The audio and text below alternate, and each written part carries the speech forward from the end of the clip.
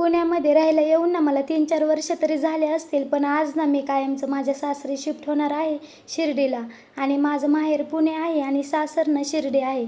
साईच्या पप्पांनी आणि मी ना पूर्णपणे विचार वगैरे करून ना फायनली डिसिजन घेतला की आपण ना कायमचं शिर्डीला शिफ्ट होऊन जाऊया.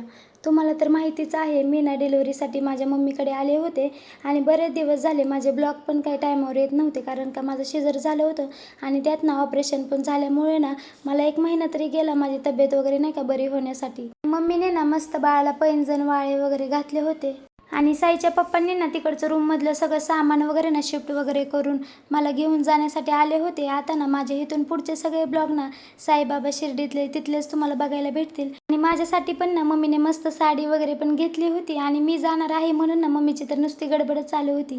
इथं राहिलं होते ना तर माझी मम्मी ना माझ्याकडे 8 दिवसाला 15 दिवसाला तरी येत होती मला भेटण्यासाठी.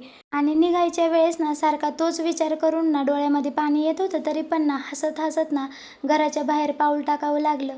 आपण कितीही मोठे झालो ना तरी ना कोणालाच ना आपल्या आईपासून लांब राहू वाटत नाही. पण काय करणार, शेवटी पोरीची जात आहे, कधी ना तिला जावंच लागतं.